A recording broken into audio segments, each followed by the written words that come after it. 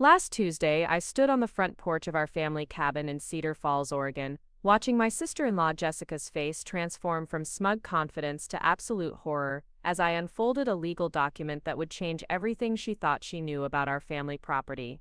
3 years of being treated like an unwelcome guest at my own childhood home, 3 years of being told I didn't belong on land where I'd learned to swim and climb trees, 3 years of watching her redecorate and rearrange a place that held 60 years of Mitchell family memories. All of that crumbled in the time it took her to read the first line of my grandfather's original property deed, the one that clearly stated the land could never be sold or transferred without unanimous consent from all blood relatives. The document she didn't know existed. The inheritance clause that made her renovation plans and her dreams of selling our lakefront property legally impossible. Before we jump back in, tell us where you're tuning in from, and if this story touches you, make sure you're subscribed because tomorrow I've saved something extra special for you. My name is Sarah Mitchell, and at 28 I never imagined I'd have to fight my own family for the right to exist in the place where I grew up. The Mitchell family cabin sits on 15 acres of pristine Oregon forest, with 200 feet of private shoreline on Pine Lake. It's the kind of property that real estate agents dream about, with towering Douglas firs, a hand-built stone fire pit where 4 generations of Mitchells have gathered, and a dock where my grandfather taught me to fish when I was barely tall enough to see over the railing. My grandfather William Mitchell bought this land in 1962 for $3,000, back when Cedar Falls was just a logging town and Pine Lake was known only to locals. He spent 2 summers building the cabin himself, carrying materials down a dirt path because there wasn't even a proper road to the water. Every log was carefully selected, every stone in the fireplace placed with intention. This wasn't just a vacation home to him, it was his legacy, his gift to future generations of his family. Growing up, my brother David and I spent every summer at the cabin. While other kids went to expensive camps or traveled to Disney World, we had something better. We had morning swims in the crystal clear lake, afternoon hikes through old-growth forest, and evenings around the fire pit listening to Dad tell stories about Grandpa William's adventures as a young logger. David, 4 years older than me, was the natural leader of our childhood expeditions. He'd dare me to jump off the highest rocks into the deep part of the lake, teach me to skip stones until I could get 7 bounces, and help me build elaborate forts in the woods using fallen branches and imagination. Our parents Robert and Linda Mitchell treated the cabin like sacred ground. Mom would spend hours in the kitchen preparing elaborate meals that we'd eat on the wraparound porch, watching eagles circle overhead and listening to loons call across the water. Dad maintained the property with religious devotion, replacing deck boards before they showed wear, keeping the dock in perfect condition, and ensuring the hiking trails remained clear and safe. They never talked about the cabin as real estate or an investment. It was simply home, the place where our family gathered to remember who we were beneath the pressures of everyday life.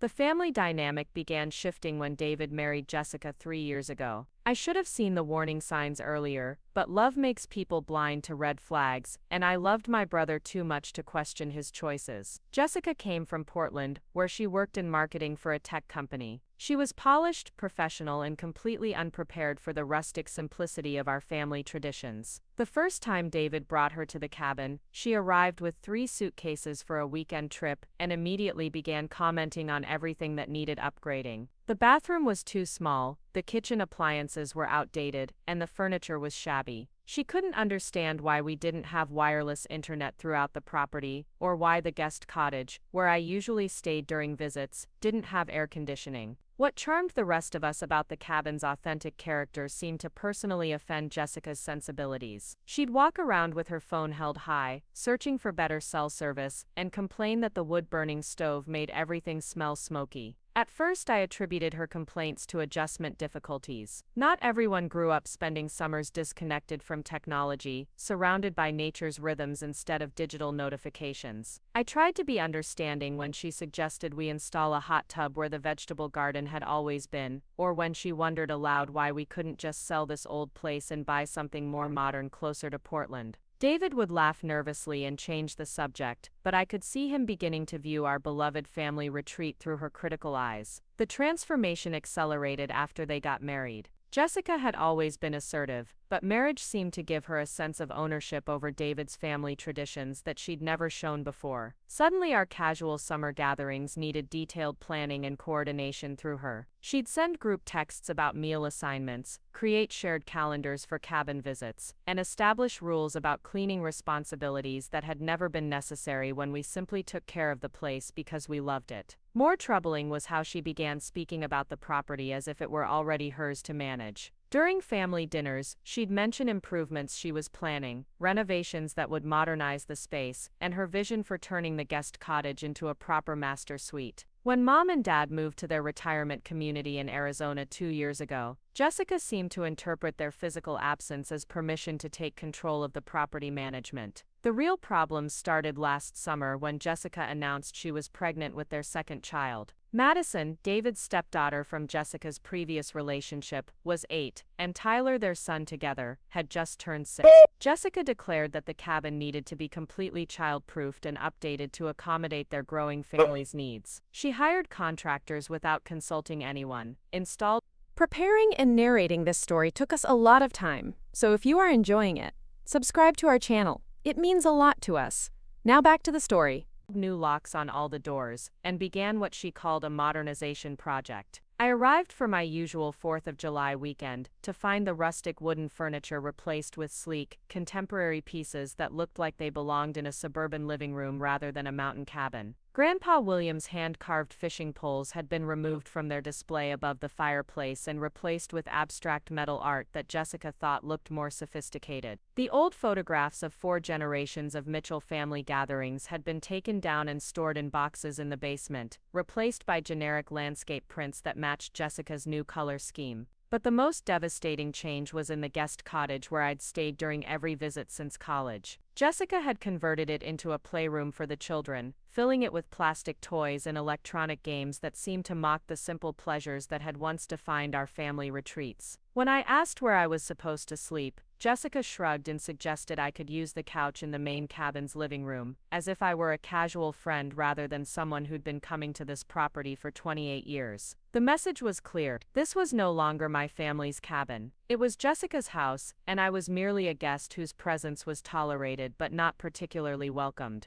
David, caught between his wife's modernization enthusiasm and what I hoped was some remaining loyalty to family tradition, chose the path of least resistance. He avoided direct conversations about the changes, deflected my concerns with comments about how Jessica was just trying to make the place more comfortable for everyone, and gradually began treating me like I was being unreasonable for wanting things to stay the way they'd always been. The subtle exclusions began during holiday gatherings. Jessica would plan elaborate meals and family activities, creating detailed schedules that somehow always seemed to minimize my participation. If I offered to help with cooking, she'd already assigned all the tasks to other people. If I suggested traditional family activities like hiking the old trails or having evening fires, she'd counter with organized games or movie nights that kept everyone indoors. She had a talent for making me feel superfluous without ever saying anything directly confrontational. The psychological manipulation was sophisticated and effective. Jessica would make comments about how different I was from the rest of the family, how my lifestyle in Portland seemed so separate from their suburban family values, and how challenging it must be for me to relate to their family-focused priorities. She'd praise David for being such a devoted husband and father while implying that my single career-focused life was somehow selfish or incomplete.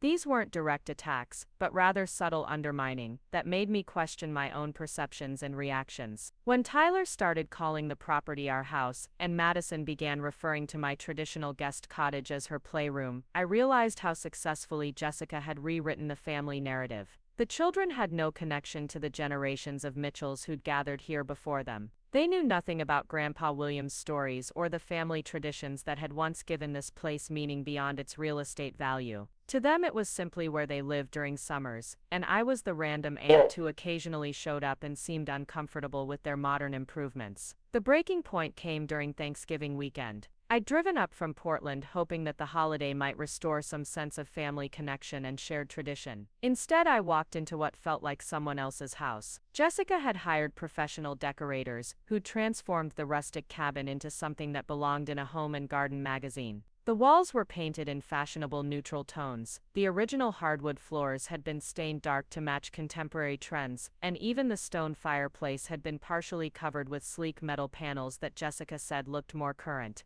Most painful was discovering that she'd removed Grandpa William's hand-carved wooden sign that had hung beside the front door for 60 years. The sign simply read, "Mitchell Family Cabin Estate 1962, and it represented everything this place had always meant to our family. When I asked about it, Jessica waved dismissively toward the basement and said she'd stored it with other old things that didn't match the new aesthetic. She'd replaced it with a contemporary metal plaque that read the Mitchell Residence in generic script that could have come from any suburban home improvement store. That evening, as we gathered around the dining table for what Jessica called our Thanksgiving feast, I tried to share stories about previous holidays at the cabin, memories of Grandpa William carving turkey while telling jokes, and traditions that had once made these gatherings special. Jessica listened with barely concealed impatience before redirecting the conversation to her renovation plans and her vision for further modernizing the property. She talked about installing a swimming pool where the natural swimming area had always been, replacing the old dock with something more contemporary, and possibly adding a second story to accommodate more guests. The casual way she discussed permanent alterations to a property that had been carefully preserved for 60 years made my stomach clench with anxiety. This wasn't just redecorating, this was erasure of everything that had made this place meaningful to 4 generations of our family.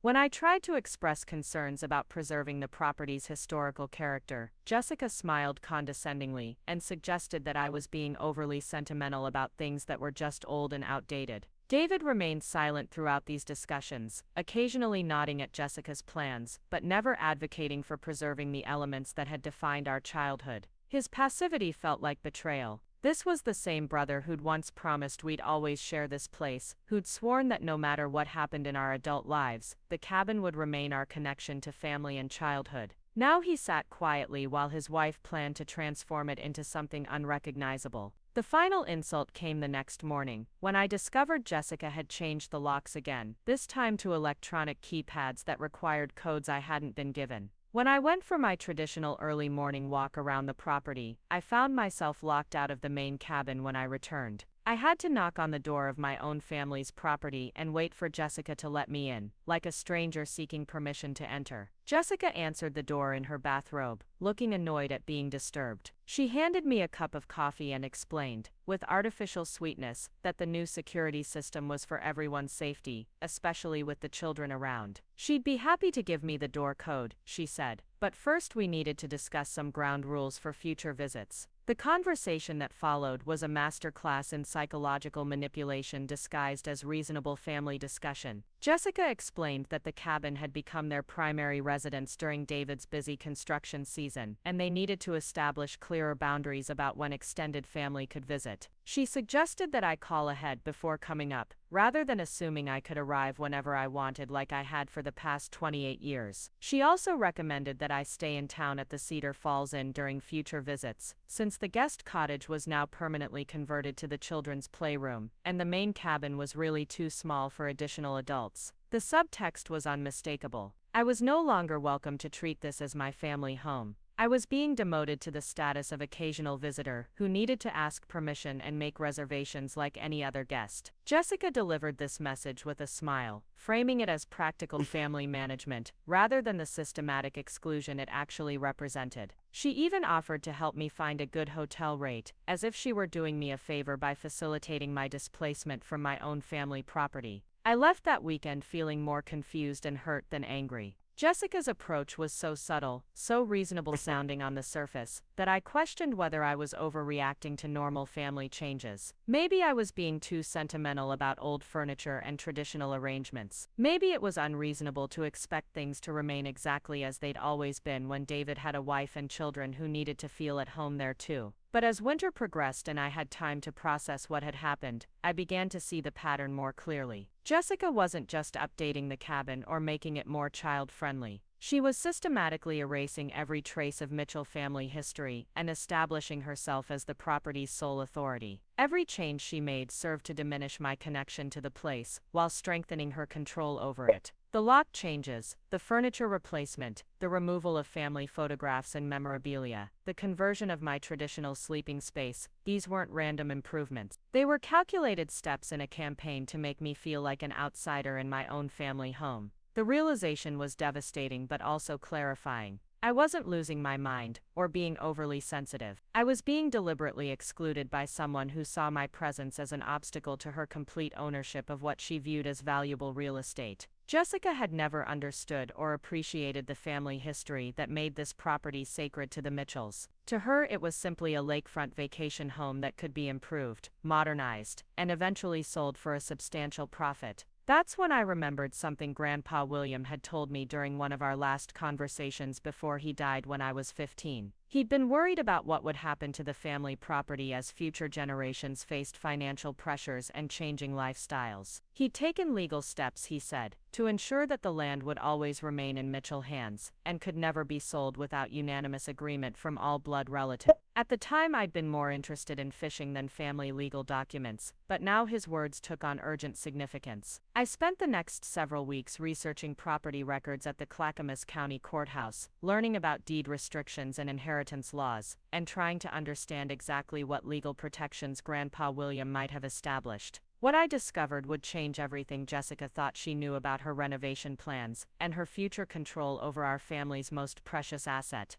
The courthouse in Oregon City felt intimidating with its marble floors and echoing hallways, but I was determined to understand what legal protections might exist for our family property. The clerk in the records department was a patient woman named Helen, who helped me navigate the complex filing system for historical property documents. She explained that deed restrictions and inheritance clauses from the 1960s were often buried in supplementary documents that weren't immediately obvious in basic property searches. After 3 hours of searching through dusty files and microfilm records, Helen discovered what we were looking for. Grandpa William had indeed filed additional legal documents when he originally purchased the property, documents that established specific restrictions on how the land could be used, modified, or transferred. The deed restriction was comprehensive and ironclad, stating that the property could never be sold, subdivided, or transferred outside the Mitchell family bloodline, without written consent from all living blood descendants. More importantly, the document specified that any major structural modifications to the original cabin, or significant alterations to the natural landscape, required approval from a majority of blood family members. Jessica's renovation projects, her plans for swimming pools and second-story additions, and even her removal of original fixtures, could potentially be challenged under these legal protections. The deed restriction had been carefully crafted to preserve both the family ownership and the historical character of the property for future generations. Helen made copies of all the relevant documents, and I drove back to Portland with a folder full of legal ammunition that Jessica had no idea existed. But I also felt a profound sadness, reading Grandpa William's careful provisions for protecting our family legacy. He'd anticipated exactly what was happening now, the possibility that future spouses or financial pressures might threaten the property's integrity. His legal foresight was both brilliant and heartbreaking, evidence of how much he'd loved this land, and wanted it preserved for his grandchildren and their children. I spent the next week consulting with a property attorney in Portland, who specialized in family inheritance disputes. Margaret Chen had handled similar cases involving deed restrictions and family property conflicts. She reviewed Grandpa William's documents carefully, and confirmed that they were legally binding and enforceable. Jessica's renovations had already violated several provisions, and her plans for major structural changes would constitute clear breaches of the deed restrictions. Margaret explained that I had several legal options. I could file for an injunction to stop any further unauthorized modifications, demand restoration of original fixtures and furnishings that had been removed, or challenge Jessica's authority to make unilateral decisions about property management. The deed restriction gave me substantial legal standing as a blood relative with inheritance rights, regardless of whether David and Jessica considered me welcome at family gatherings. But Margaret also warned me that family legal disputes could become expensive and emotionally devastating. Even though I had strong legal grounds for challenging Jessica's actions, the process would likely create permanent rifts in family relationships. She recommended trying to resolve the conflict through direct communication before pursuing formal legal action, I appreciated her caution, but I also knew that Jessica had shown no interest in compromise or mutual respect. Legal pressure might be the only language she would understand. Armed with legal knowledge and official documentation, I decided to make one final attempt at family reconciliation before taking formal action. I called David directly, something I'd been avoiding because our conversations had become increasingly strained and awkward. He answered on the fourth ring, sounding harried and distracted. I could hear Tyler crying in the background, and Jessica's voice giving sharp instructions about something related to dinner preparation. David listened politely as I explained what I'd discovered about Grandpa William's deed restrictions and their implications for Jessica's renovation projects. I tried to present the information as something that would benefit the whole family, emphasizing that the legal protections were designed to preserve our shared inheritance, rather than create conflict between family members. I suggested that we could work together to find renovation approaches that respected both Jessica's desire for improvements and Grandpa William's vision for maintaining the property's historical character. The silence on David's end of the phone stretched uncomfortably long. When he finally responded, his voice carried a tone I'd never heard before, defensive and almost hostile. He said that Jessica had invested tremendous time, effort, and money into making the cabin more livable for their family. The improvements she'd made were necessary updates that any responsible property owner would undertake. He couldn't understand why I was trying to create problems over legal documents that were 60 years old and probably not even relevant to current circumstances. More hurtfully, David suggested that my objections to Jessica's changes were really about my difficulty accepting that he had his own family now, with different needs and priorities than our childhood memories. He said that Jessica had bent over backward to accommodate my visits and make me feel welcome, but I seemed determined to find fault with everything she did. Maybe it would be better, he suggested, if I found other vacation destinations and gave his family space to enjoy the cabin without constant criticism and complaints. The conversation felt like a death blow to our relationship. David was choosing Jessica's narrative over decades of shared family history. He was rewriting our childhood bond and minimizing the significance of traditions that had once meant everything to both of us. Worse, he was gaslighting me into believing that my legitimate concerns about property preservation were actually personal problems with accepting change and sharing family space. After hanging up, I sat in my Portland apartment, feeling more isolated than I'd ever felt in my life. My parents were 3,000 miles away in Arizona, enjoying their retirement and trusting that David was handling the cabin responsibly. They called occasionally to ask about family gatherings and reminisce about happy memories at the lake, but I couldn't bring myself to tell them how drastically things had changed. They'd worked so hard to ensure the property would be maintained and cherished by future generations. Learning that Jessica was systematically dismantling everything they'd preserved would break their hearts. My Aunt Carol, Dad's younger sister, lived in Seattle and had always been my closest family ally outside of immediate family members. She'd spent summers at the cabin during her own childhood and understood its significance to Mitchell family identity. I decided to call her and explain what was happening, hoping she might have advice, or at least emotional support for dealing with this impossible situation. Carol listened with growing outrage as I described Jessica's renovations, the systematic removal of family memorabilia, and David's passive acceptance of changes that violated everything the cabin had traditionally represented. She remembered Grandpa William's concerns about protecting the property and wasn't surprised that he'd established legal safeguards. What shocked her was that David would allow his wife to erase family history so casually and completely. Carol offered to call David herself and try to mediate the situation, but I asked her to wait. I wanted to make one more attempt at direct communication with Jessica before involving extended family members in what was already becoming a complicated dispute. Carol agreed, but warned me that Jessica didn't seem like someone who would respond well to reasonable discussion or compromise. She suggested that I prepare for the possibility that legal action might be the only way to protect Grandpa William's legacy and preserve any vestige of our family's connection to the property. The opportunity for that final conversation came sooner than I expected. Jessica called me 3 days later, her voice artificially cheerful, but carrying an undertone of steel that I'd learned to recognize as her preparation for delivering ultimatums disguised as friendly discussions. She said that David had mentioned my concerns about the cabin renovations, and she wanted to clear the air between us to avoid any family misunderstandings. Jessica suggested meeting for coffee in Portland, neutral territory, where we could have an honest conversation about expectations and boundaries regarding future cabin visits. Her willingness to drive 2 hours for this discussion told me that David had probably shared more about my legal research than he'd let on during our phone conversation.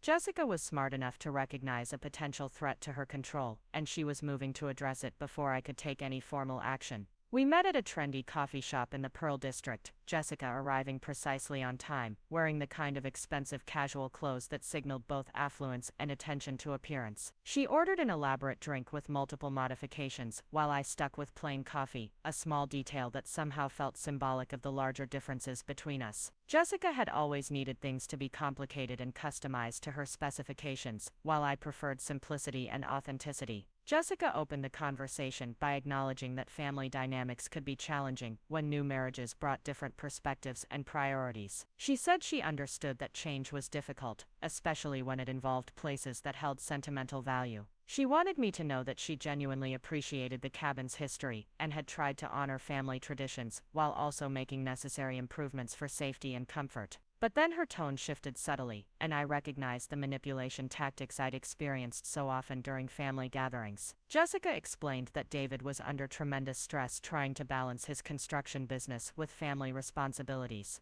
The last thing he needed was additional conflict over property management decisions. She hoped I could understand that challenging their choices about the cabin would inevitably create problems in their marriage and potentially affect the children's stability. Jessica painted herself as the reasonable adult, trying to protect family harmony, while positioning me as the disruptive force threatening everyone's peace and happiness. She suggested that my attachment to childhood memories was preventing me from seeing how much better the cabin could be with thoughtful improvements.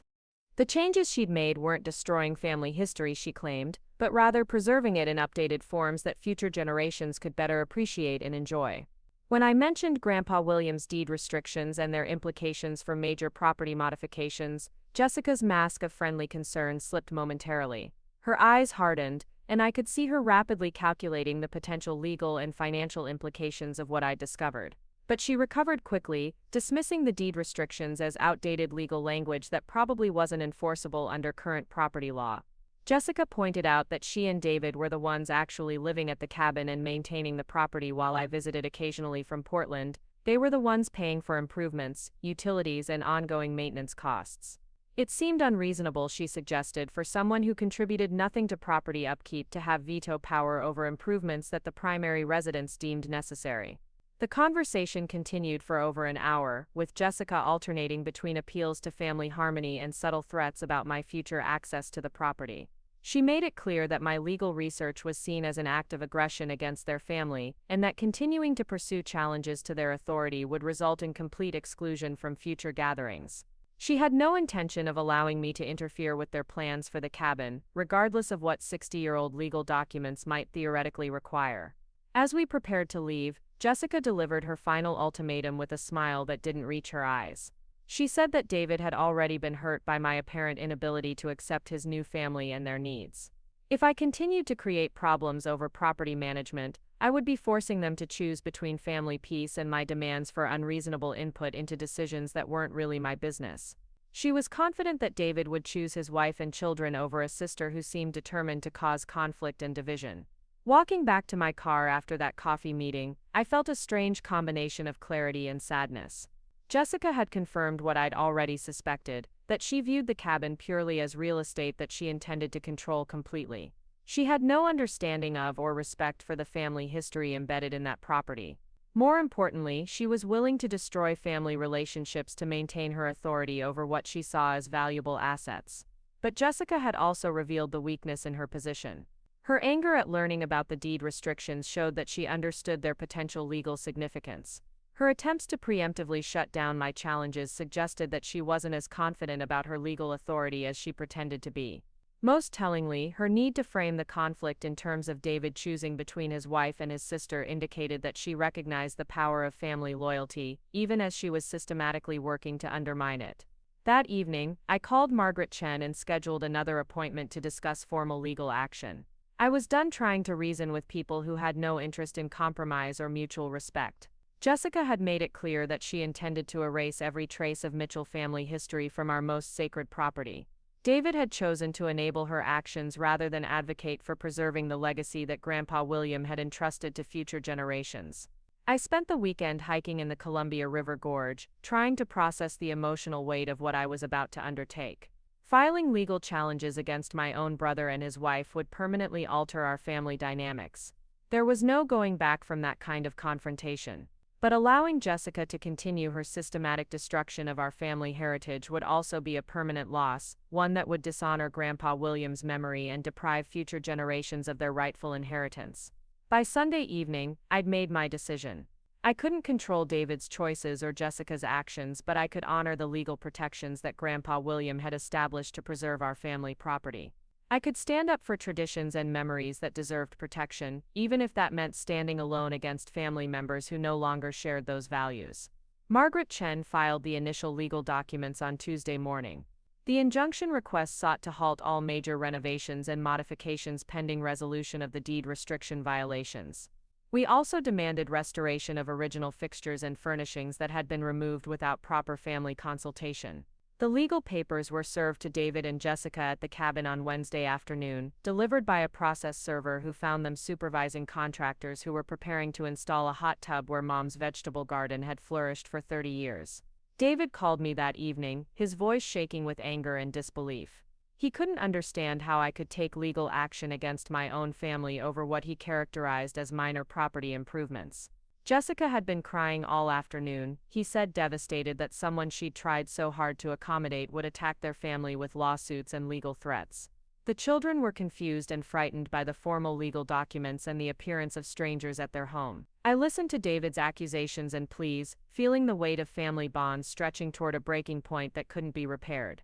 But I also thought about Grandpa William's hands carving that wooden sign beside the front door, about 4 generations of Mitchell family gatherings around the stone fire pit, about traditions and memories that deserved protection even when family members no longer valued them.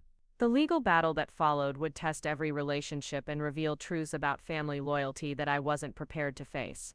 But as I hung up the phone and looked at the folder containing Grandpa William's deed restrictions, I knew that some fights were worth having, even when the cost was higher than anyone should have to pay. The first court hearing was scheduled for 3 weeks after the initial papers were filed, giving both sides time to prepare their arguments and gather supporting documentation.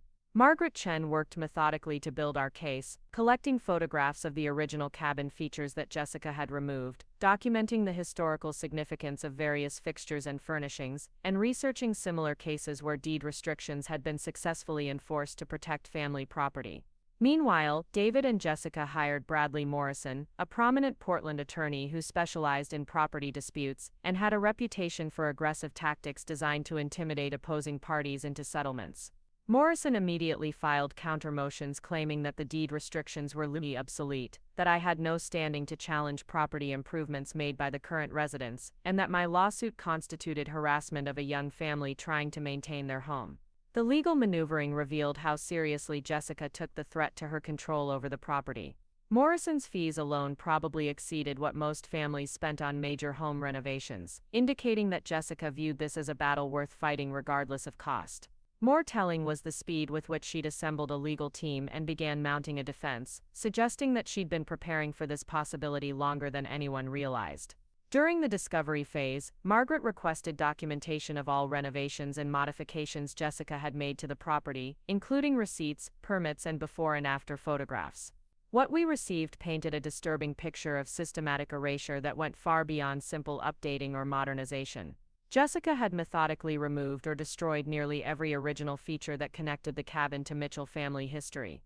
The inventory was devastating to review.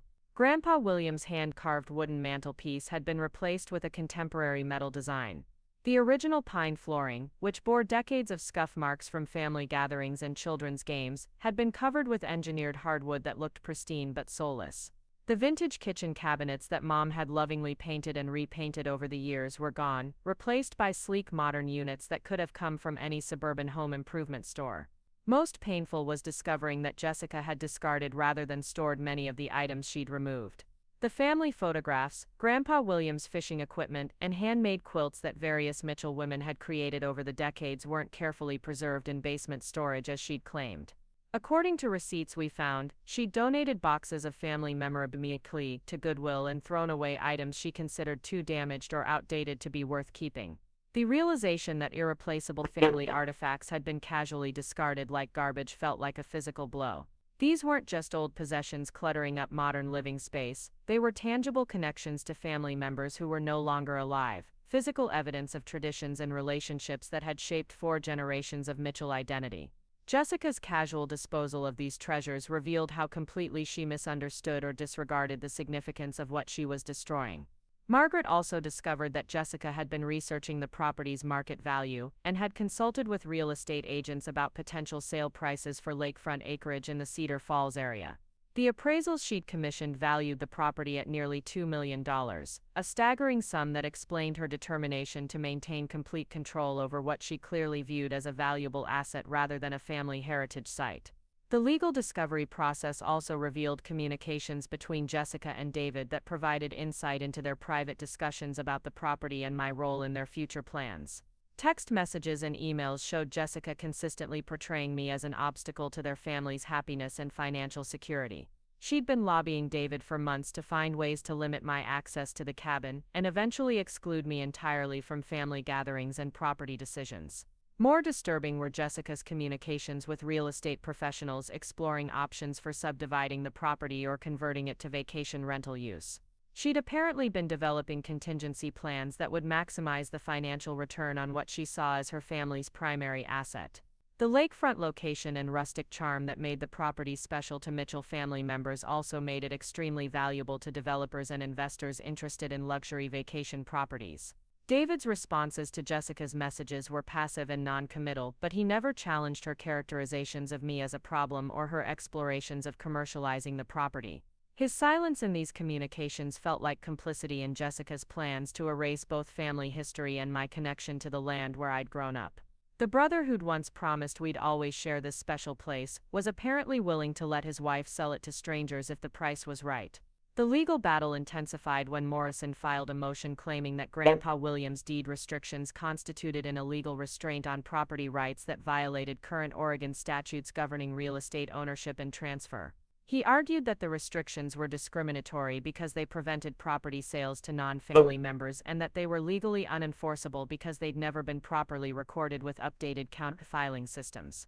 Margaret had anticipated these challenges and was prepared with extensive research demonstrating that similar deed restrictions had been upheld by Oregon courts in recent years, particularly when they served to preserve family agricultural land or historically significant properties. Grandpa Williams' restrictions were carefully crafted to meet legal requirements for enforceability, and their recording with county officials was properly documented in multiple filing systems. But Morrison's arguments revealed the sophisticated legal strategy Jessica was pursuing. Rather than simply defending her right to renovate the property, she was challenging the fundamental legal framework that protected family ownership and historical preservation. If she could convince the court that deed restrictions were generally unenforceable, she would eliminate any constraints on her future plans for the property, including potential sale or commercial development. The first major court hearing took place on a rainy Thursday morning in late March. I arrived at the courthouse feeling nervous but determined, wearing my most professional outfit and carrying a folder of family photographs that documented the cabin's original character and the significance of features that Jessica had removed or altered. Margaret had prepared me for the formal legal proceedings, but nothing could have prepared me for the emotional impact of seeing David and Jessica sitting at the defendant's table with their expensive attorney. David looked uncomfortable and refused to make eye contact when I entered the courtroom. Jessica, on the other hand, appeared confident and composed, dressed in a conservative suit that made her look like the responsible property owner she claimed to be.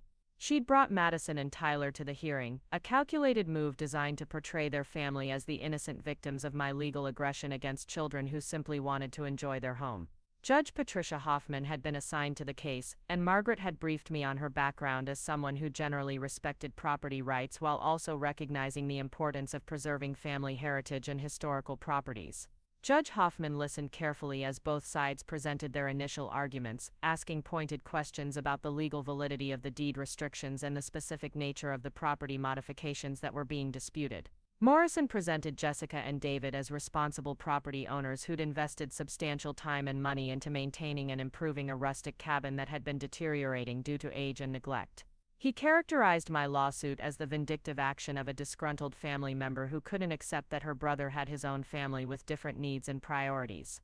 The deed restrictions, he argued, were outdated legal constraints that prevented necessary property maintenance and unfairly restricted the rights of current owners. Margaret's presentation focused on the historical significance of the property and the clear legal framework that Grandpa William had established to protect family ownership and preserve the cabin's original character. She presented evidence of Jessica's systematic removal of family artifacts and her plans for major structural modifications that would permanently alter the property's historical integrity. The deed restrictions weren't arbitrary constraints, Margaret argued, but carefully crafted protections designed to ensure that future generations could inherit and enjoy the same family legacy that had been preserved for 60 years. Judge Hoffman seemed particularly interested in the documentation of Jessica's disposal of family memorabilia and her consultations with real estate agents about potential property sales. When Morrison claimed that these actions were normal property management activities, Judge Hoffman questioned why someone planning to preserve family heritage would discard irreplaceable family artifacts or research commercial development options. The hearing lasted nearly 4 hours, with extensive testimony about the property's history, the significance of various original features, and the legal interpretation of Grandpa William's deed restrictions. Jessica took the stand to defend her renovations as necessary improvements for family safety and comfort, but her testimony revealed a fundamental lack of understanding about the property's historical significance or the legal constraints on major modifications. When asked about her disposal of family photographs and memorabilia, Jessica claimed that most items were damaged beyond preservation and that she'd kept anything with genuine sentimental value. But when Margaret presented the Goodwill donation receipts and disposal records, it became clear that Jessica had made these decisions unilaterally, without consulting other family members who might have wanted to preserve items she considered worthless. David's testimony was even more damaging to their case. Under questioning from Margaret, he admitted that he'd never read Grandpa William's deed restrictions and hadn't realized that major property modifications required family consultation.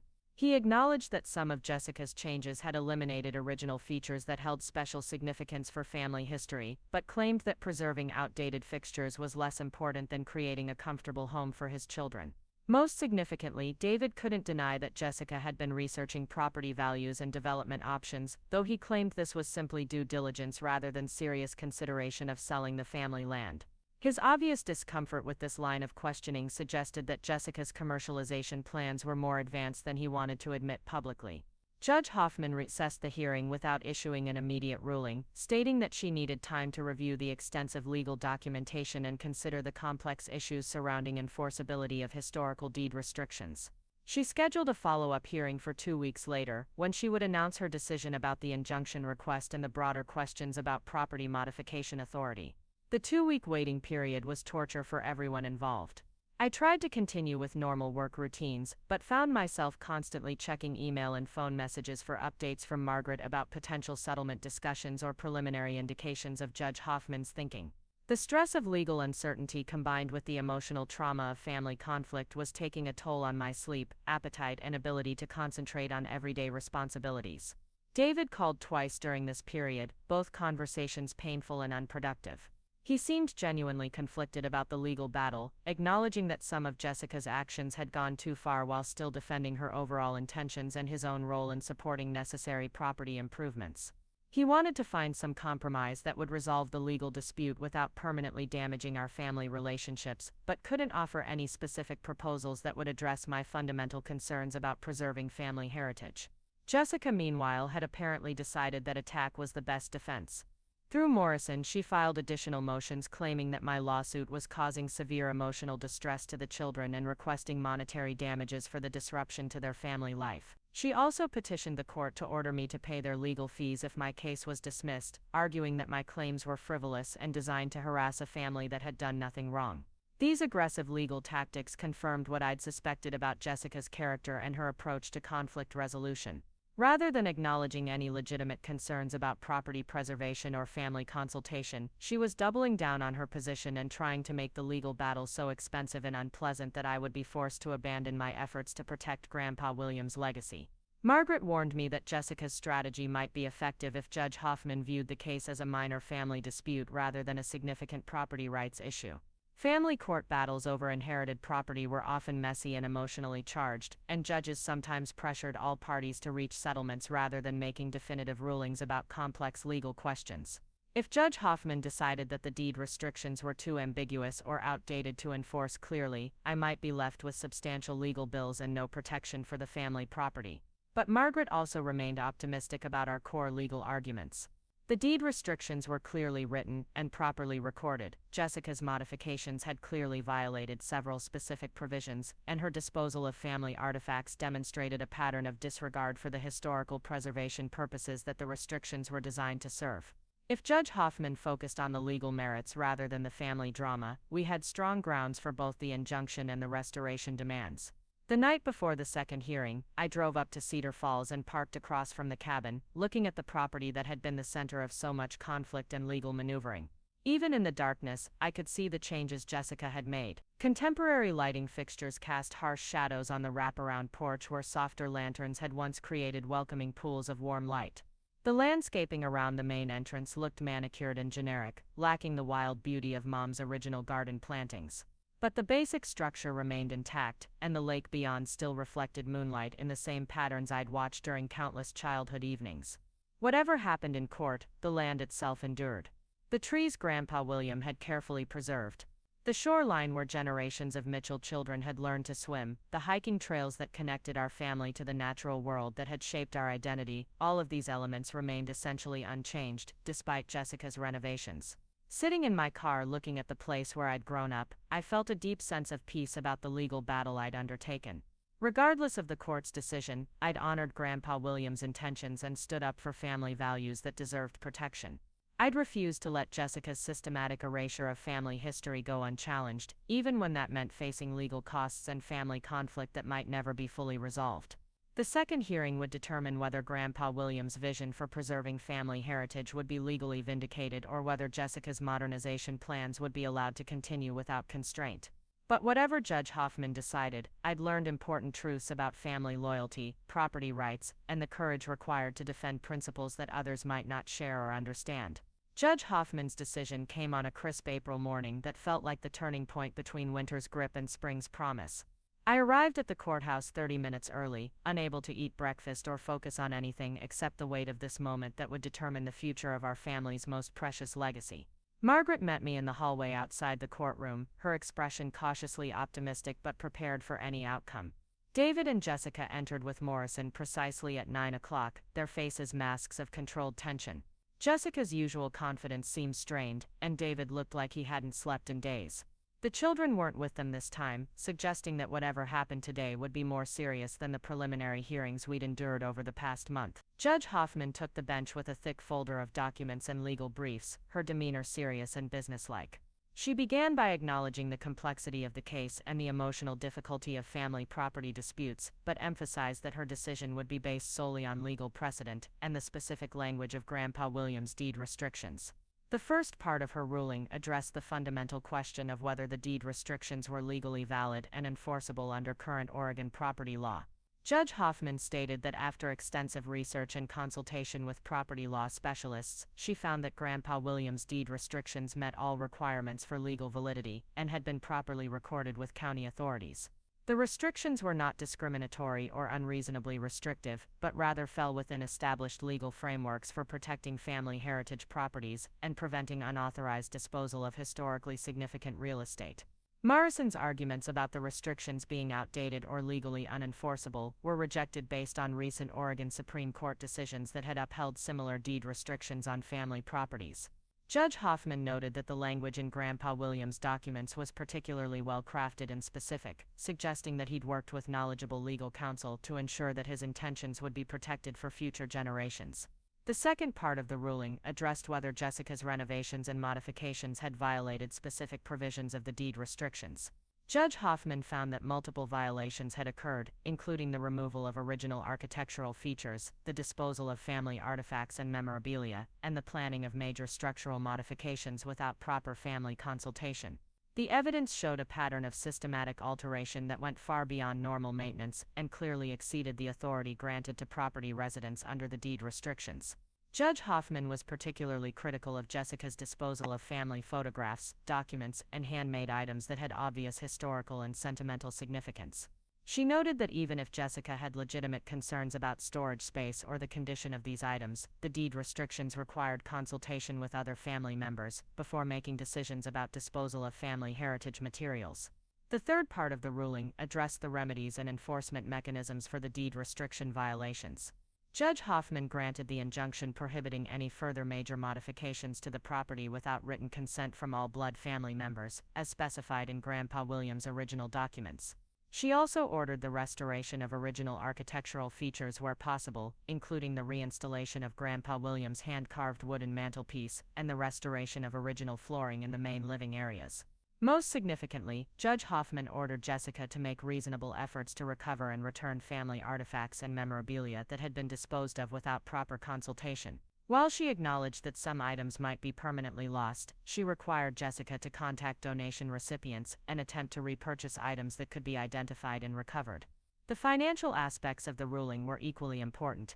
Judge Hoffman ordered Jessica and David to pay all costs associated with the restoration work and the recovery of disposed family items.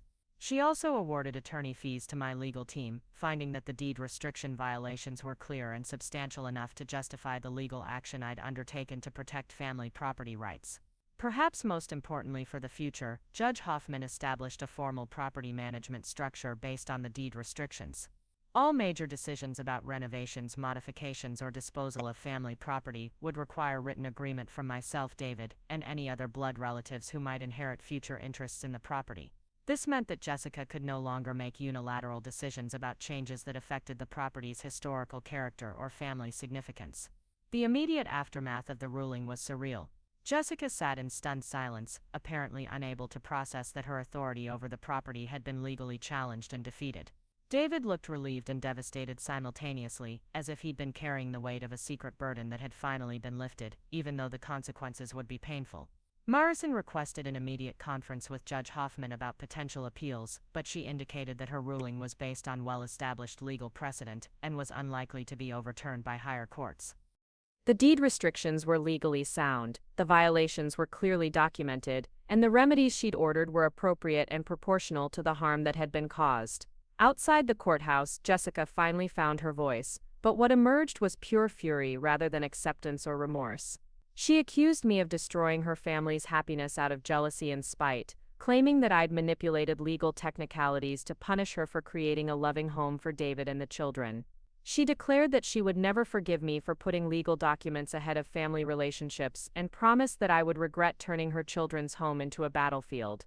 David's response was more complex and painful to witness.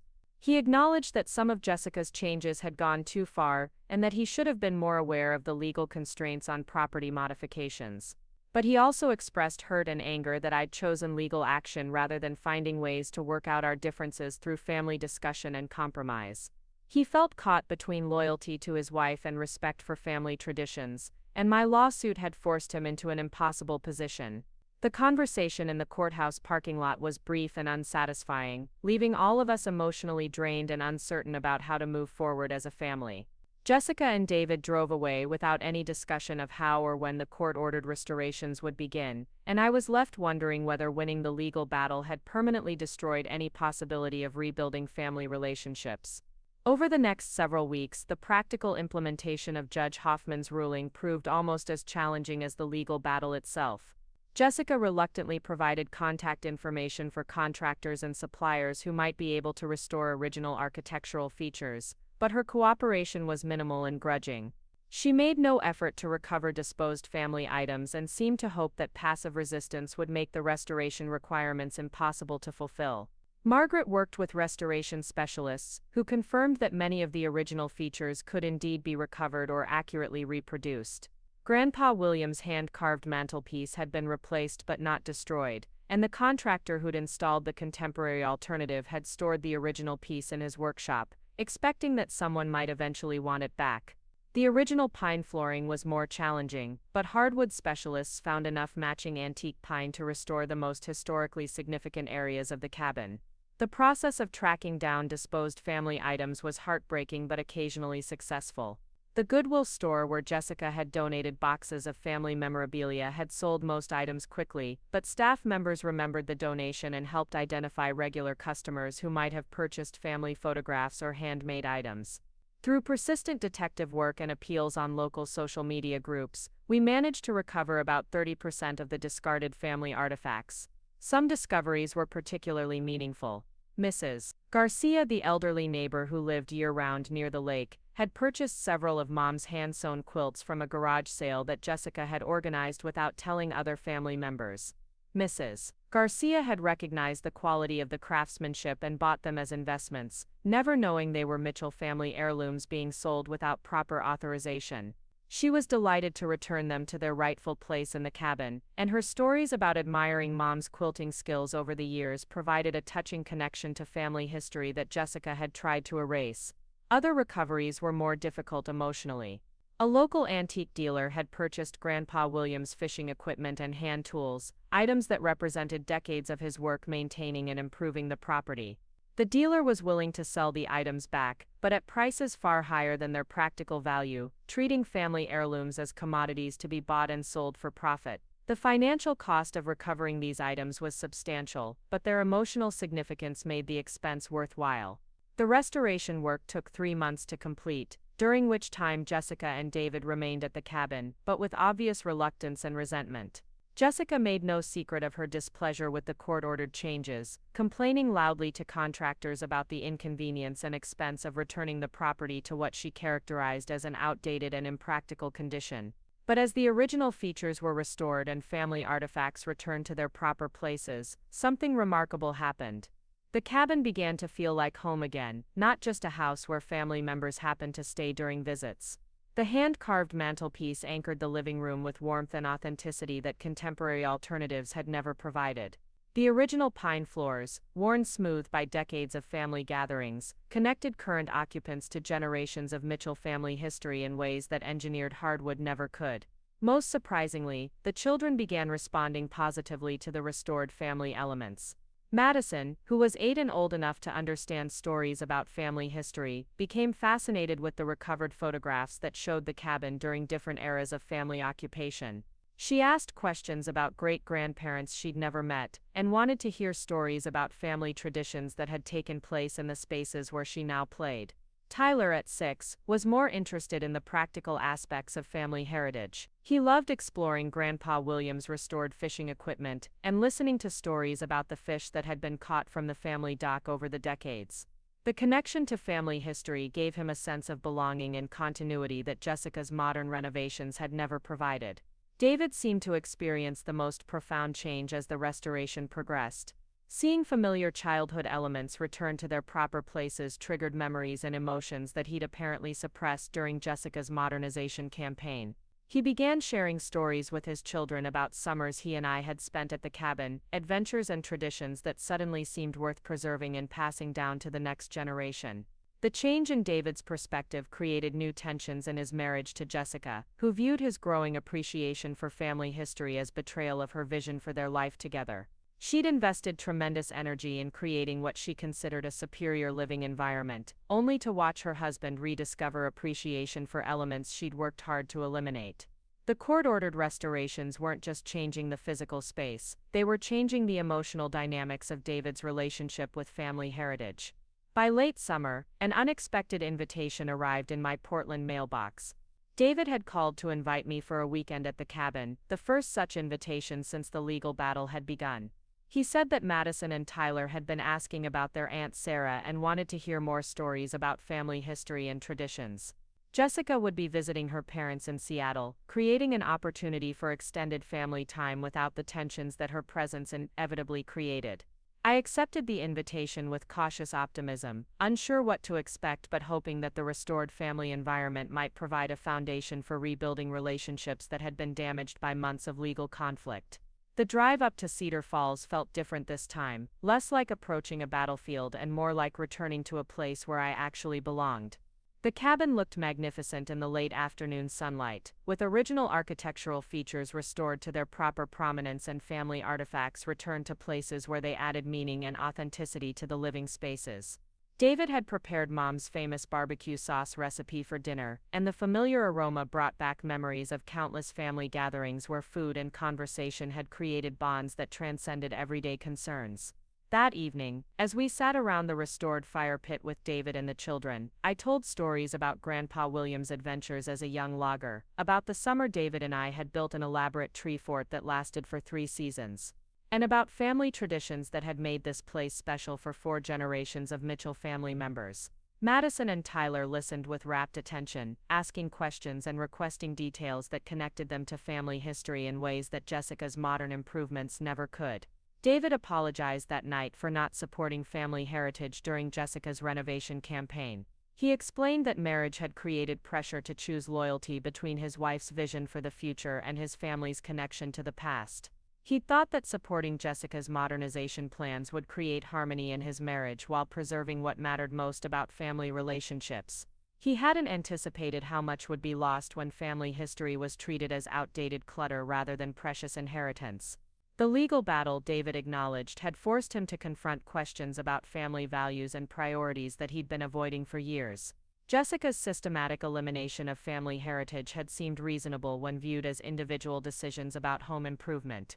But seeing the cumulative effect of those changes, and witnessing the children's positive response to restored family elements, had helped him understand what Grandpa Williams' deed restrictions were designed to protect. David also admitted that Jessica's research into property values and development options had been more serious than he'd previously acknowledged. She'd been developing detailed plans for subdividing the lakefront property and selling portions to developers who would build luxury vacation homes throughout the forest where he and I had played as children. The deed restrictions hadn't just protected family ownership, they'd prevented the complete commercialization of land that represented everything the Mitchell family valued about connection to nature and simplicity. Over the course of that weekend, David and I began rebuilding the brother-sister relationship that had been damaged by years of Jessica's subtle manipulation and his passive acceptance of changes that violated family values. We couldn't undo the pain and conflict of the legal battle, but we could acknowledge mistakes and start creating new traditions that honored both family heritage and the reality of current family needs. The children responded enthusiastically to renewed emphasis on family traditions and outdoor activities that connected them to the natural environment their great-grandfather had preserved. Madison became an eager student of family history, asking to hear stories about previous generations and requesting copies of recovered family photographs for a scrapbook she was creating. Tyler discovered that he loved fishing from the family dock and exploring hiking trails that David and I had traveled as children. By Sunday evening, as I prepared to drive back to Portland, the cabin felt like a genuine family gathering place again rather than a modernized house where family members stayed out of obligation. The court-ordered restorations had returned physical authenticity to the property, but the renewed focus on family relationships and shared traditions was restoring emotional authenticity that was even more important for long-term family bonds. Jessica returned from Seattle the following week to find that David's perspective on family heritage had shifted significantly during her absence. The children greeted her with enthusiastic stories about family history and traditions they'd learned during the weekend, displaying new appreciation for elements of cabin life that she'd always criticized as outdated and impractical. David had begun planning additional activities that would connect the children to family heritage, including camping trips and hiking adventures that celebrated rather than avoided the rustic elements that made the property special. The changes in family dynamics created new conflicts between David and Jessica that eventually led to discussions about whether their marriage could survive their fundamental disagreements about family values and lifestyle priorities. Jessica had married someone she thought shared her vision for upward mobility and modern living, but David was rediscovering appreciation for simplicity and tradition that conflicted with her aspirations for social status and material success. The property deed restrictions had accomplished exactly what Grandpa William had intended when he established them 60 years earlier. They'd protected family ownership and historical character during a period when financial pressures and changing values might otherwise have led to commercialization or sale. More importantly, they'd forced family members to confront fundamental questions about what they valued most and what they wanted to preserve for future generations. By Christmas, David and Jessica had separated, with David and the children remaining at the cabin while Jessica moved back to Portland to pursue career opportunities that offered the urban lifestyle and professional advancement she'd always preferred. The separation was difficult for everyone involved, but it eliminated the constant tension between family heritage and modernization pressures that had made family gatherings stressful and uncomfortable for years. Madison and Tyler adapted well to the change, spending weekdays with their mother in Portland and weekends at the cabin with David, who'd expanded his construction business to focus on historic renovation and preservation projects throughout the region. The children thrived in both environments, enjoying urban activities and educational opportunities while also maintaining strong connections to family heritage and outdoor traditions that grounded them in something larger than immediate circumstances. I became a regular presence at the cabin again, spending most weekends helping David with property maintenance and sharing responsibility for creating meaningful family experiences for the children.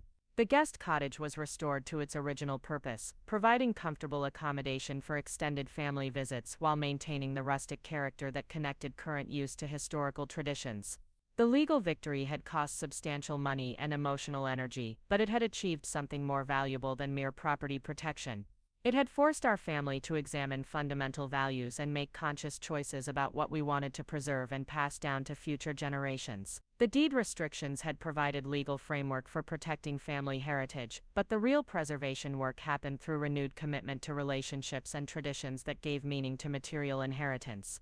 Looking back on the entire conflict, I realized that Jessica had never been the real enemy in this story. She'd simply represented values and priorities that were incompatible with family heritage preservation. Her vision for modernization and upward mobility wasn't inherently wrong, but it wasn't compatible with maintaining connections to past generations and traditions that required continuity rather than constant change and improvement. The property deed that I'd presented on that April morning had been more than a legal document establishing ownership rights. It had been Grandpa William's love letter to future generations, his attempt to ensure that the place where he'd found peace and built family memories would continue providing those same gifts to children and grandchildren he would never meet.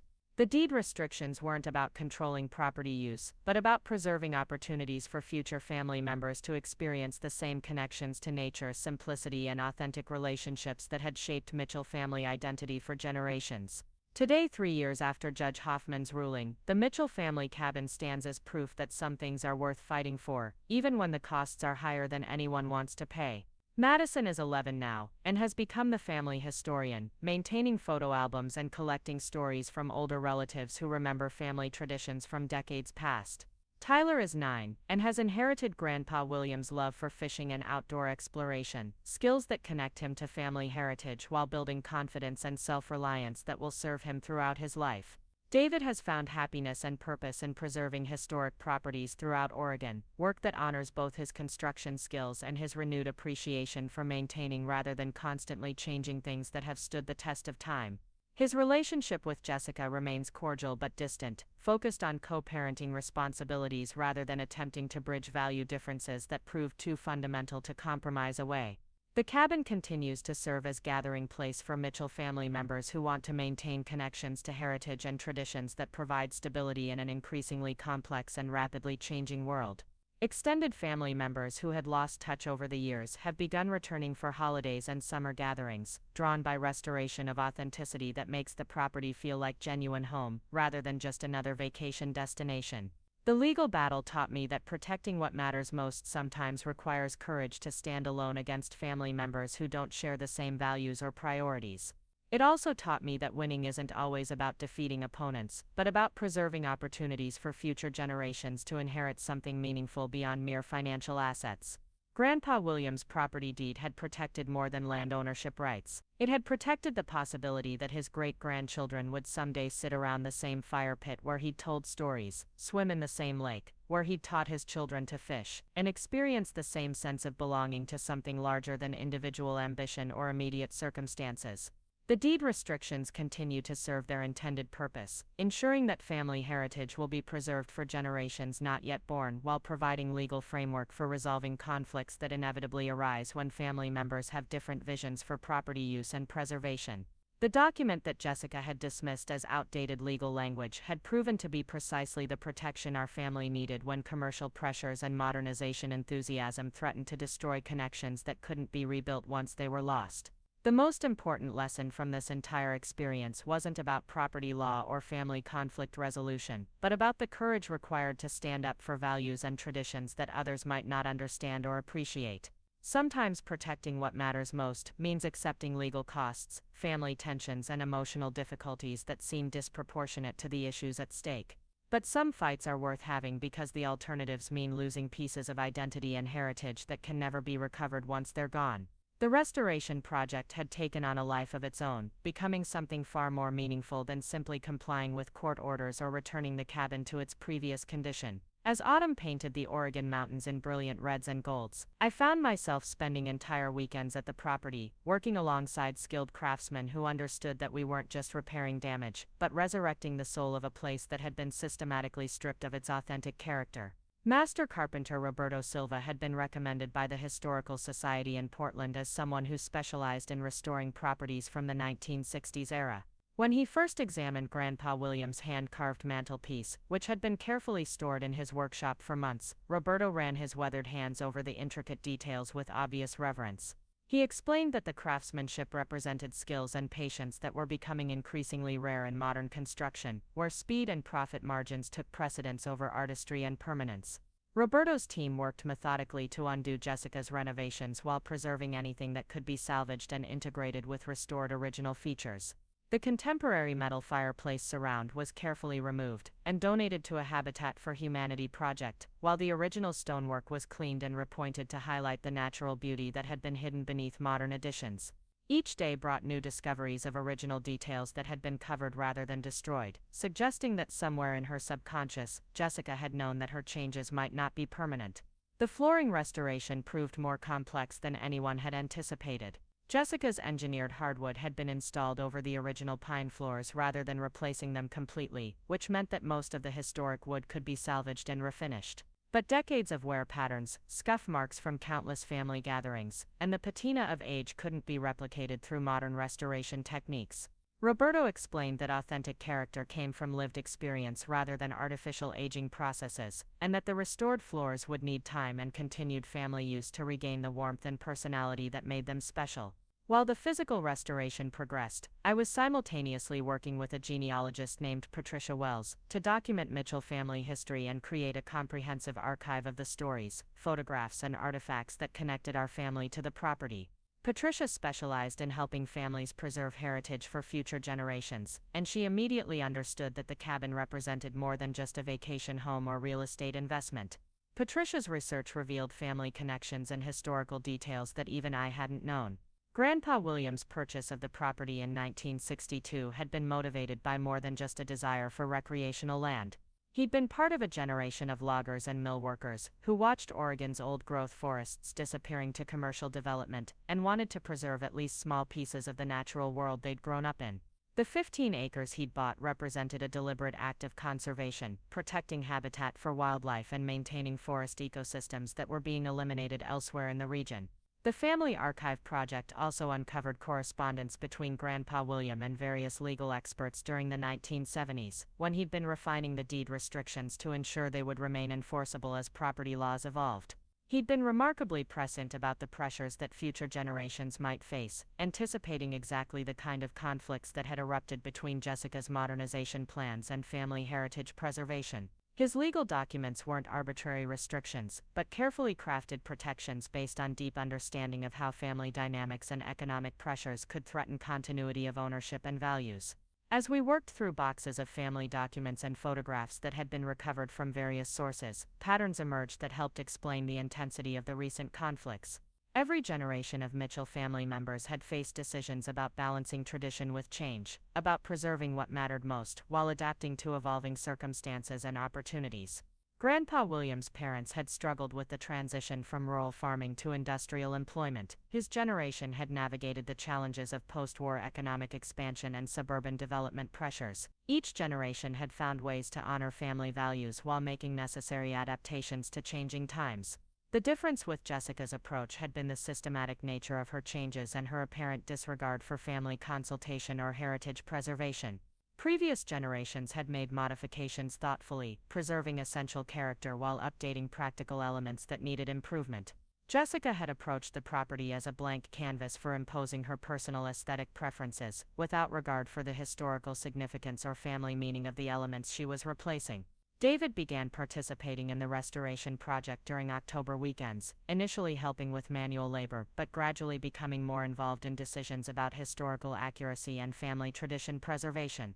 His construction experience was valuable for understanding technical aspects of the restoration work, but more importantly, His growing engagement with family heritage was helping him rediscover connections to childhood memories and family values that he'd gradually abandoned during his marriage to Jessica. The children's response to the restoration process was perhaps the most rewarding aspect of the entire project. Madison had appointed herself as official family historian, creating detailed photo albums that documented each phase of the restoration while also collecting stories and memories from extended family members who visited during the work periods. She interviewed elderly neighbors who remembered the property during different eras, gathering perspectives that helped inform restoration decisions and provided historical context for current family experiences. Tyler's engagement was more hands-on and immediate. He loved helping Roberto's team with age-appropriate tasks, learning traditional woodworking techniques, while developing appreciation for craftsmanship and attention to detail that mass-produced modern alternatives couldn't provide. Roberto became an unofficial mentor, teaching Tyler about wood selection, joint construction, and the patience required for creating things that would last for generations rather than just meeting immediate needs. The restoration work also attracted attention from local historical preservation groups and regional media outlets interested in documenting successful efforts to protect family heritage properties from commercial development pressures. The Oregon Historical Society sent representatives to photograph and document the restoration process, recognizing the Mitchell cabin as an example of mid-century recreational architecture that was becoming increasingly rare throughout the Pacific Northwest. A feature article in Oregon Magazine highlighted the legal battle and restoration project as an example of how families could successfully challenge inappropriate development while preserving properties that contributed to regional character and natural habitat protection. The article emphasized the broader significance of deed restrictions and conservation easements for protecting rural landscapes from subdivision and commercialization pressures that were affecting communities throughout the region. The media attention brought unexpected contact from other families dealing with similar conflicts over inherited properties and heritage preservation. I received dozens of emails and phone calls from people whose family properties were threatened by development pressures, family disputes, or financial difficulties. Many had been inspired by our successful legal challenge to explore their own options for protecting family heritage through deed restrictions, conservation easements, or other legal mechanisms.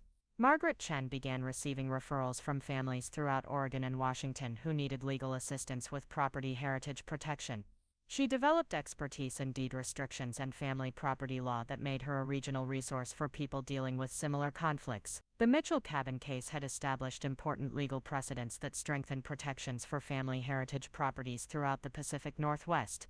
By November, the restoration project was nearing completion, but its impact on family relationships and community awareness was continuing to expand. David and Jessica's separation had become official, with custody arrangements that allowed the children to spend substantial time at the cabin while also maintaining relationships with their mother in Portland. The arrangement seemed to be working well for everyone involved, eliminating the constant tension that had characterized family gatherings when Jessica's modernization agenda conflicted with heritage preservation priorities. Jessica had eventually acknowledged that her vision for the property was incompatible with family heritage preservation and legal restrictions that she couldn't overcome. Rather than continuing to fight battles she couldn't win, she'd focused her energy on rebuilding her career in Portland and creating living arrangements that better suited her preferences for urban amenities and professional advancement opportunities. Her relationship with David remained cordial but distant, focused on co-parenting responsibilities rather than attempting to bridge value differences that had proven too fundamental to compromise. The completed restoration was formally celebrated with a Thanksgiving gathering that included extended family members who hadn't visited the cabin in years. Aunt Carol drove down from Seattle with her adult children, who brought their own families to share in the celebration of successful heritage preservation. Cousins who had grown up spending summers at the cabin returned to see the restoration results and share memories of family traditions that had seemed lost but were now being renewed for the next generation. The Thanksgiving feast was prepared using Mom's original recipes and served on the restored dining table where 4 generations of Mitchell family members had shared holiday meals. The hand-carved mantelpiece anchored the gathering with warmth and authenticity that contemporary alternatives had never provided. Original family photographs, now professionally restored and properly framed, displayed decades of family history in spaces where they belonged and contributed to ongoing family narrative. Most meaningfully, the children who had initially resisted changes that removed modern conveniences were now enthusiastically sharing family stories and traditions with visiting relatives. Madison had become genuinely expert in family history, able to explain the significance of various restored features and artifacts to family members who hadn't seen the property since Jessica's renovation period. Tyler demonstrated fishing techniques he'd learned from studying Grandpa Williams' restored equipment, connecting current experiences to family traditions that stretched back decades.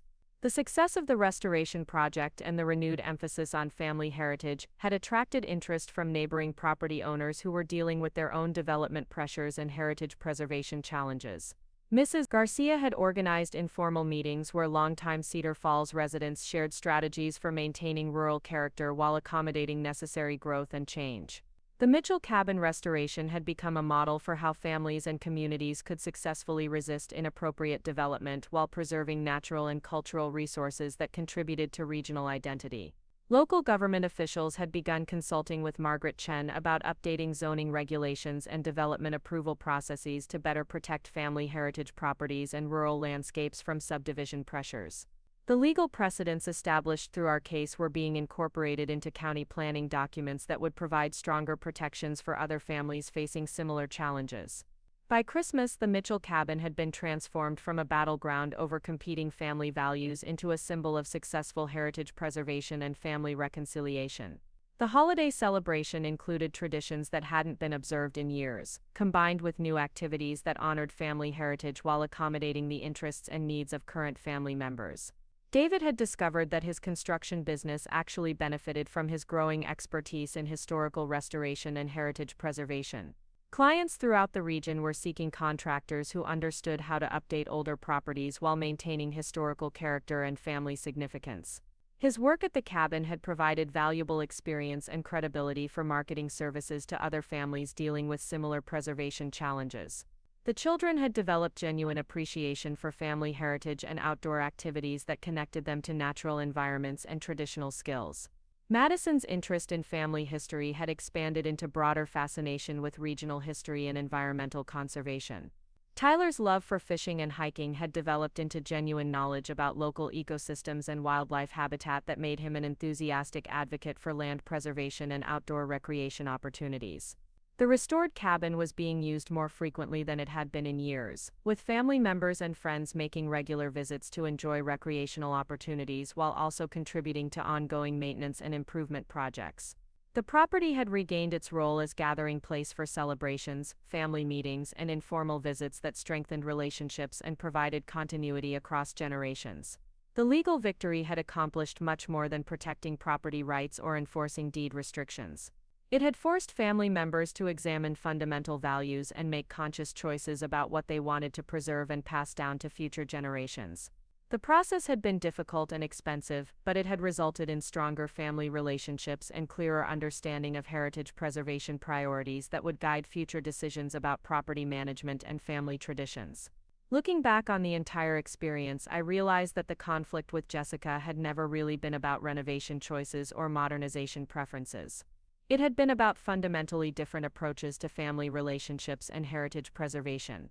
Jessica had viewed the property primarily as real estate that could be improved and potentially monetized, while family members who had grown up there understood it as irreplaceable heritage that required protection and stewardship for future generations. The deed restrictions that Grandpa William had established 60 years earlier had provided legal framework for resolving the conflict, but the real preservation work had happened through renewed family commitment to relationships and traditions that gave meaning to material inheritance. The property had been saved not just by legal documents but by family members who were willing to invest time, energy, and financial resources in maintaining connections to heritage and values that extended beyond immediate circumstances. The restoration project had taught everyone involved that heritage preservation required ongoing effort and conscious decision-making rather than passive acceptance of whatever changes seemed convenient or profitable. Each generation of family members would face pressures to modernize, commercialize, or abandon traditions that required maintenance and commitment. The deed restrictions provided legal protections, but family values and priorities would ultimately determine whether those protections would be honored and enforced. The Mitchell cabin now stands as proof that families can successfully preserve heritage properties and traditions when they're willing to invest in legal protections, restoration efforts, and ongoing stewardship responsibilities that ensure continuity across generations. The property continues to serve as gathering place for family celebrations, educational opportunities for children learning about their heritage, and model for other families dealing with similar preservation challenges. The children who had initially resisted removal of modern conveniences now understand that authentic character and family significance can't be purchased or installed like contemporary home improvements. Madison and Tyler have developed genuine appreciation for craftsmanship, natural beauty, and family traditions that will influence their own decisions about heritage preservation when they inherit responsibility for family properties and values. David has found professional fulfillment and personal satisfaction in work that honors both his construction skills and his commitment to preserving rather than constantly changing things that have proven their worth over time. His separation from Jessica was difficult but necessary for eliminating conflicts between family heritage and modernization pressures that had made family gatherings stressful and uncomfortable for everyone involved. The broader community has benefited from legal precedents and preservation strategies that emerged from our family's successful challenge to inappropriate development pressures. Other families have used our experience as a model for protecting their own heritage properties while contributing to regional efforts to maintain rural character and natural resource protection. Most importantly, the legal battle and restoration project demonstrated that some things are worth fighting for, even when the costs are higher than anyone wants to pay and the outcomes are uncertain. Family heritage, natural resource protection, and authentic relationships require ongoing investment and commitment that can't be replaced by contemporary alternatives or commercial substitutes. The property deed that I had presented during that confrontation with Jessica had been more than a legal document establishing ownership rights. It had represented Grandpa Williams' vision for ensuring that future generations would inherit opportunities to experience the same connections to nature, family, and authentic values that had shaped Mitchell family identity for decades. Today, 5 years after Judge Hoffman's ruling, the Mitchell family cabin continues to serve its intended purpose as a place where family members can gather to maintain connections to heritage and traditions that provide stability and meaning in an increasingly complex world. The deed restrictions continue to protect against inappropriate development, while family commitment ensures that protection will be honored and enforced by future generations who understand their responsibility as stewards rather than merely owners of irreplaceable family heritage. The most important lesson from this entire experience is that protecting what matters most sometimes requires courage to stand up for values and traditions that others might not understand or appreciate. But that courage is rewarded with preservation of connections and opportunities that can never be recovered once they're lost. 7 years have passed since that confrontation on the front porch, and the Mitchell family cabin has become something neither Jessica nor I could have imagined during our bitter legal battle. What began as a fight over property rights and renovation authority has evolved into a thriving family enterprise that honors heritage while creating sustainable income and community connections that benefit everyone involved. The transformation started when Madison, now 15 and passionate about environmental science, proposed converting part of the property into an educational retreat center focused on Pacific Northwest ecology and sustainable living practices. Her high school environmental club had been struggling to find locations for overnight field trips and hands-on learning experiences, and she recognized that our restored cabin and pristine forest land could provide unique educational opportunities while also generating income to support property maintenance and family activities. David embraced Madison's proposal with enthusiasm that surprised everyone, including himself. His construction business had evolved to focus primarily on sustainable building practices and historic preservation, making him uniquely qualified to develop educational facilities that would complement rather than compromise the property's natural character and family significance. He saw the retreat center concept as an opportunity to share knowledge about traditional building techniques while also demonstrating modern approaches to environmental stewardship and resource conservation. Tyler, now 12 and deeply committed to fishing and wildlife observation, contributed his own expertise about the property's natural features and recreational opportunities. His detailed knowledge of fish habitats, bird nesting areas, and seasonal changes in forest ecosystems made him an invaluable resource for developing educational programs that would connect visitors to the natural world while respecting wildlife needs and habitat protection requirements. The retreat center development required extensive planning and coordination with county officials, environmental protection agencies, and neighboring property owners. The process took nearly 2 years, but it provided opportunities for family members to work together on shared goals while also engaging with community members who supported educational and conservation initiatives that would benefit the broader region. Margaret Chen helped navigate the complex legal requirements for converting residential property to educational use while maintaining compliance with Grandpa Williams' deed restrictions and family heritage protection priorities. The legal framework we'd established during the original conflict provided a solid foundation for ensuring that commercial activities would enhance rather than compromise family ownership and historical character preservation. The first educational programs launched 3 years ago with weekend workshops focused on traditional woodworking skills, sustainable gardening techniques, and Pacific Northwest natural history. Roberto Silva, the master carpenter who had led our restoration project, became the primary instructor for woodworking programs that taught participants to create functional items using hand tools and techniques that connected them to craftsmanship traditions from previous generations. Roberto's workshops attracted participants from throughout Oregon and Washington, including retired professionals seeking meaningful activities, young adults interested in learning practical skills, and families looking for educational experiences that would connect them to traditional crafts and sustainable living practices. The programs consistently filled to capacity, with waiting lists that demonstrated strong community demand for hands-on learning opportunities in natural settings. The sustainable gardening programs, developed in collaboration with Oregon State University Extension Services, used Mom's Restored Vegetable Garden as a demonstration site for organic growing techniques, native plant landscaping, and permaculture principles that participants could implement at their own homes. The programs attracted both beginners seeking basic gardening knowledge and experienced gardeners interested in advanced techniques for soil improvement, pest management, and crop rotation strategies. Tyler's wildlife education programs became particularly popular with school groups and scout organizations seeking outdoor learning experiences that would complement classroom environmental science curricula. His enthusiasm for sharing knowledge about local ecosystems and his genuine expertise about wildlife behavior made him an effective teacher despite his young age. Visiting students consistently rated his programs as highlights of their educational retreat experiences. The natural history programs, which I developed based on research from Patricia Wells' genealogy project, connected visitors to regional environmental and cultural history while also sharing stories about family stewardship and heritage preservation. The programs attracted history enthusiasts, environmental advocates, and families interested in learning about connections between human communities and natural landscapes that had shaped Pacific Northwest development patterns. The Educational Retreat Center has generated sufficient income to cover all property maintenance costs while also providing modest profits that fund family activities, educational scholarships for participating students, and conservation projects that benefit regional wildlife habitat and water quality protection. The financial sustainability of the program has eliminated previous concerns about property tax burdens and maintenance expenses that had motivated some of Jessica's original commercialization ideas. More importantly, the retreat center has created meaningful work opportunities for family members while also contributing to community education and environmental protection initiatives that extend far beyond our immediate property boundaries.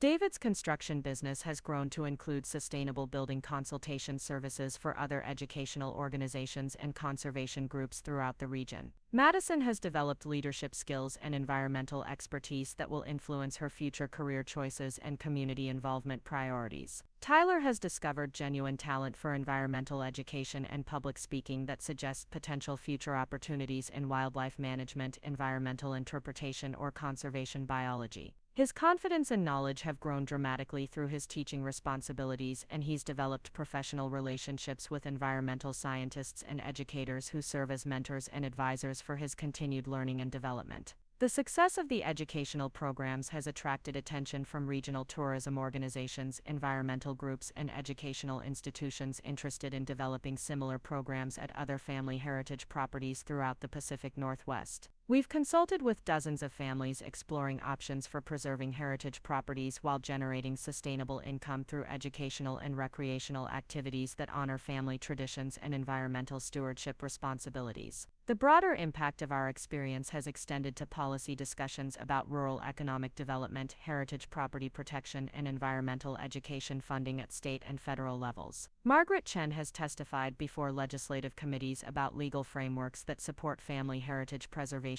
while also encouraging educational and conservation initiatives that benefit broader community interests. David's expertise in sustainable construction and historic preservation has led to consulting contracts with state and federal agencies developing guidelines for heritage property restoration and adaptive reuse projects. His work combines technical construction knowledge with practical experience in balancing family heritage protection with contemporary needs and regulatory requirements. The Educational Retreat Center has also created unexpected opportunities for reconnecting with extended family members and family friends who had lost touch over the years. The programs attract visitors from throughout the region, including people who remember the Mitchell family from previous generations or who have their own connections to Cedar Falls area history and traditions. Last summer, we were contacted by the great-grandson of the family who had originally owned the property before Grandpa Williams' purchase in 1962. The descendant Michael Harrison had grown up hearing stories about the beautiful lakefront land his great-grandfather had reluctantly sold during financial difficulties following his wife's death.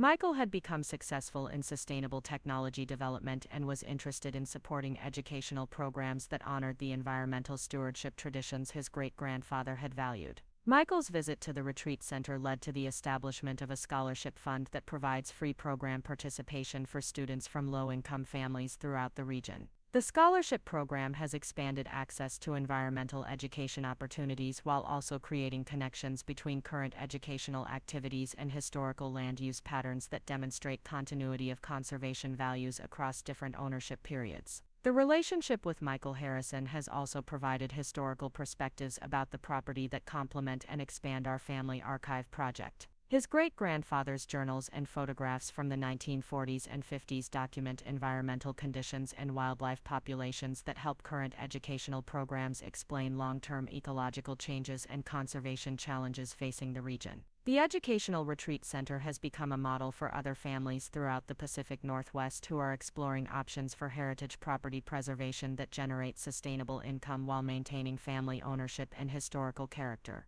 We regularly host visits from families, attorneys, and conservation organizations interested in learning about legal frameworks, development strategies, and program design approaches that can be adapted for other properties and circumstances. The success of our programs has also attracted academic research interest from universities studying family heritage preservation, rural economic development, and environmental education effectiveness. Graduate students in various fields have conducted research projects using our retreat center as a case study for examining relationships between heritage preservation, environmental stewardship, and community education initiatives. The research partnerships have provided valuable feedback about program effectiveness while also contributing to academic knowledge about sustainable approaches to rural property management and heritage preservation. The studies have consistently demonstrated that our programs achieve significant learning outcomes for participants while also contributing to regional economic development and environmental protection goals. Perhaps most importantly, the Retreat Center has strengthened family relationships and created shared purposes that unite different generations around common goals and values. Madison, Tyler, David, and I work together as an effective team, each contributing unique skills and perspectives while supporting each other's individual interests and development priorities. The work has created opportunities for ongoing collaboration and mutual support that might not have developed through traditional family activities alone.